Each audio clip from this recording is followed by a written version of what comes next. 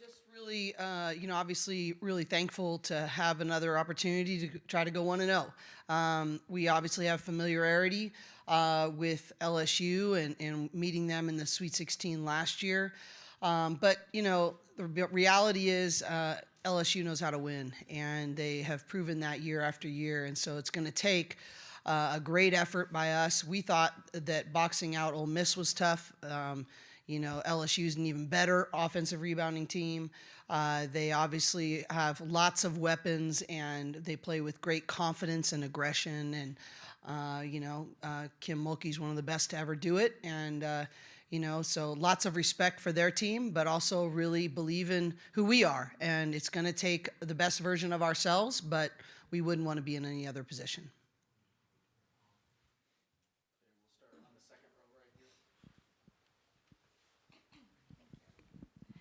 Hi, Cori. Kendra Andrews, ESPN. You mentioned the familiarity with LSU. How much, or I guess, what do you remember of that Sweet 16 matchup, and how much do you take from that, even though it was a year ago, and apply it to this year's game? Well, I think they have some similarities in style of play and go-to actions, especially to get Williams involved. In terms of how they're going to her, I think they're going to her a little bit more obviously than they were last year. With Angel Reese being on their team, so I think there's some personnel switches in terms that don't apply and allow us to have some different matchups than we played with a year ago. And at the same time, I think there are some real similarities in the actions that they run and the style in which they play defense, and in the way in which they play the game. Like Coach Grigley at the Spokesman Review, 2 monster games last night for Lauren and for Anissa. How will they be the focus, you think, of both teams going in? Well, I think in different ways, but both of them are dominant in their own way, right? And, it's not like, Morrow sneaks up on anybody that she's a good rebounder. And still, in spite of that, she just finds a way. Her relentless effort I'm not sure I've seen anybody with that kind of relentless offensive rebounding effort actually since Michaela Onyenwere, who played for us and who's now in the WNBA. It's just so impressive.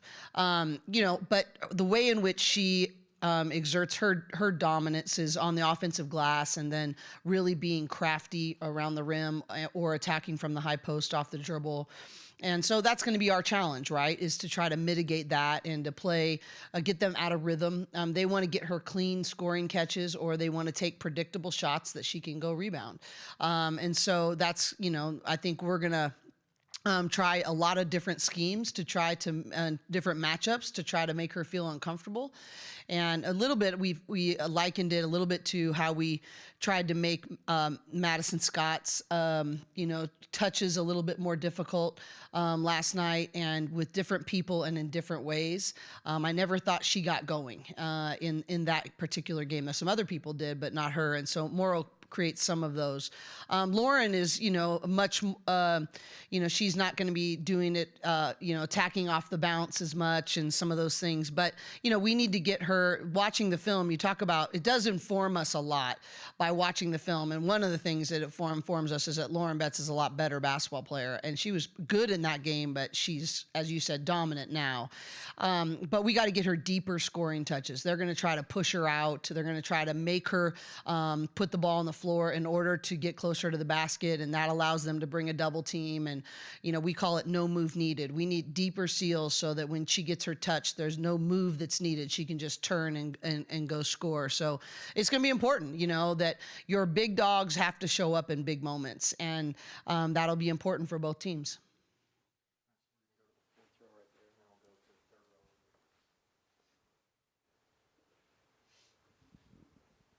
Cori, Nancy Armour, USA Today Sports. You mentioned last night about how the work that Lauren has done, but I'm just wondering, psychologically or emotionally, how is this team different than last year, and how is it built to maybe withstand late runs, things that you encountered in last year's game? Yeah, I think that I think we've earned a different level of confidence. I think we're much even in the adverse moments. I would say a word we've really used with this team is poised.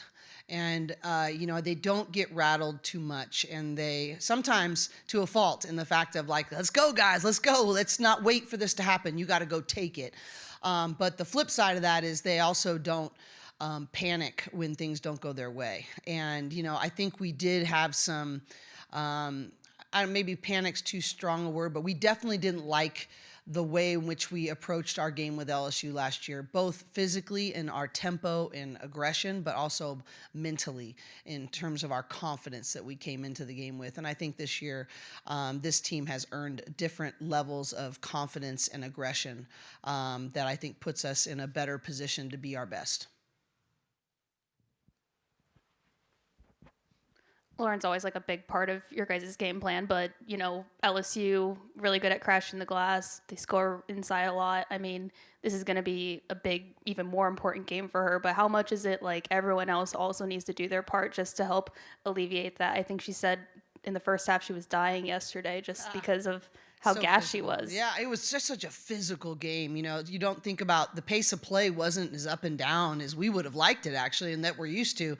But the physical nature of what she has to exert against is significant.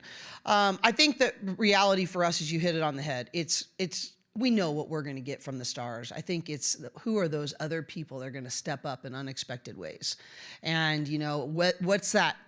We call them assist box outs, that somebody else, a guard rotating and help the helper that's going to drive their player out, that someone else runs down the rebound. I think it really is going to come down to other people going, okay, this is what it looks like for me to be an elite teammate for this game. And this is what it looks like for me to make our team better for this game. And I really think that what Lauren is proven over a long sample set and a long period of time, we're going to find ways to get her touches, and it's going to go through her. But I think the game will be decided by who else steps up.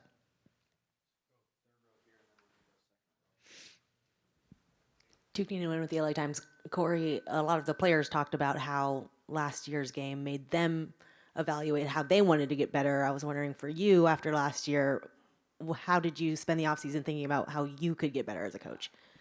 Lots of different things, but I think one of the things, I think two areas really started to come to the surface as I did my deep dive into how I needed to be better in the off season. Just like I expect them to add to their toolbox and to respond and grow, I expect the same of myself. And one is we've been a really good special situations or out of timeout team in past years. Last year we were not. And I had to take responsibility that there were about 3 games that I thought I wasn't my best for them in those scenarios.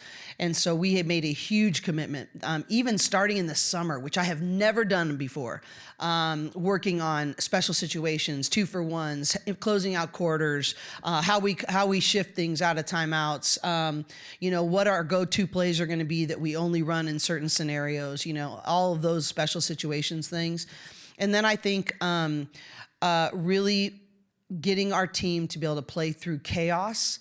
I think that we were sort of a mechanical, way too mechanical, and last year, and I needed to look in the mirror and go, how did I contribute to that? Like what was that? Because I want a team that's disciplined, but that plays it like an art project, not a scientific formula. And I had to go, okay, there's a theme here last year that isn't just their fault. It's got to be my fault. And so really have tried to empower them more, create chaotic situations in practice, create adverse scenarios. I'm the least favorite coach from pretty much November to through. And I think I had to be my role, that I needed to push them out of that comfort zone and create the struggle and adversity that was going to make them learn to be empowered to make their own decisions. And so those are 2 things that I felt like I needed to respond to from last year. Miriam Swanson, Southern California News Group. I was going to ask about the loss to USC, but I'm curious, how do you do that at practice? Sort of create chaos? Oh, there's a variety of different ways. Sometimes, actually, and I saw the UConn team is in our hotel, and actually I've picked Gino's brain a lot on that. And, sometimes it's put an extra defender on there, sometimes creating a drill that you're automatically at a disadvantage, sometimes giving like 3 in a row terrible calls, sometimes telling the scout guys to cheap shot them. I mean, not dangerously, but, so it's a lot of different ways. Sometimes it's telling our point guards, you can't run a play, you got to make a play, and defining what that looks like, and then, showing them on film. So I just think it's, trying to teach the game and teach them how to play it, as opposed to just calling a bunch of plays.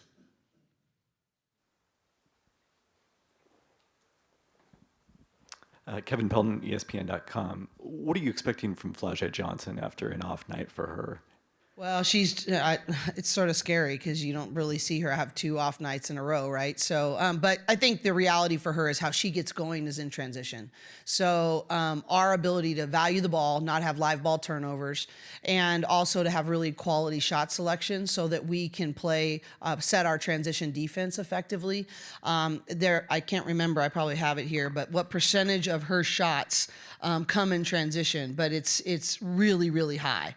And so if you're talking about a player, the 2 ways to get going is get out in transition and get to the free throw line. So to be really disciplined with her, to not foul her, and to send multiple defenders in transition situations so that we get it out of her hands.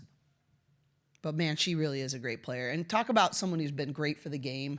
I just really admire how she's juggled all the different things that she does in life, let alone on the court. And, I'm a big pioneer trying to be of growing the game. And I look to her. She's doing a great job. And I just want to compliment her for that. And our game is better off for it.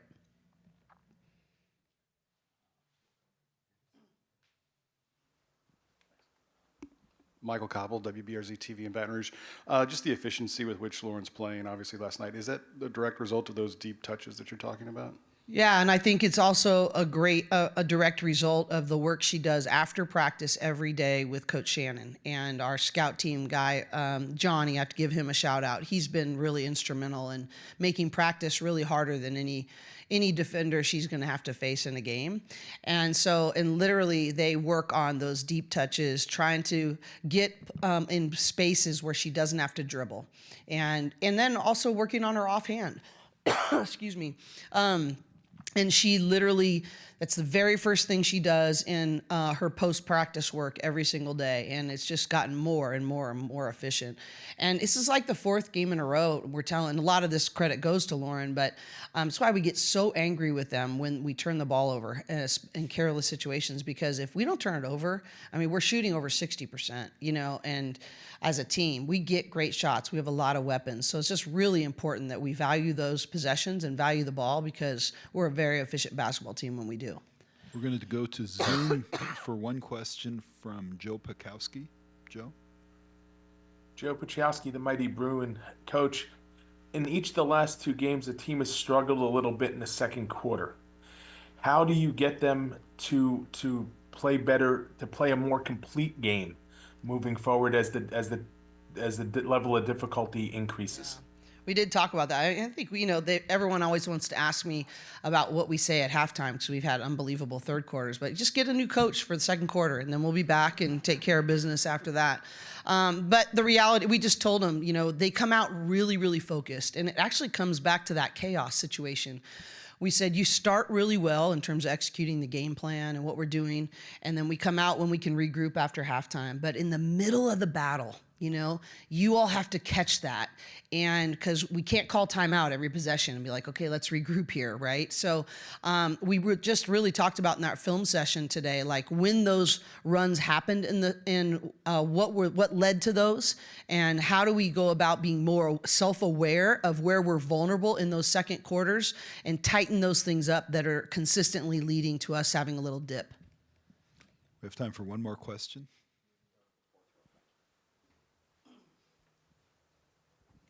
Alyssa Charleston-Smith, Big Ten Network. Coach, I'm curious how you think LSU's defense has changed since last year, and more or less physical than Ole Miss?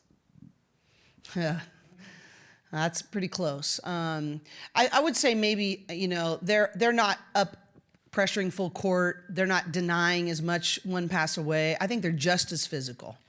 just as physical, but different style in the way that they effectively defend. We had trouble reversing the basketball last night and them all out in the Ole Miss out in the passing lanes. But I think that, they're really aggressive and try to poke, but it's from more of a conservative position. They really want to load the paint and keep everything in front of them. And so our challenge is going to be to change their angles off the screen, to create ball reversal, to do more off the pass. We're not going to try to get downhill versus them, like we really wanted to attack. When we didn't get the ball to Lauren, we wanted to attack downhill and try to attack the space that they create by getting out in those passing lanes. Well, I think it's going to be really different in this particular game. So our offensive package, I think, will be significantly different than it was against Ole Miss, but both equally physical. All right, we'll be back with UCLA student athletes in just a moment. Thank you, All Coach. right. Thank you all for being here. Appreciate you.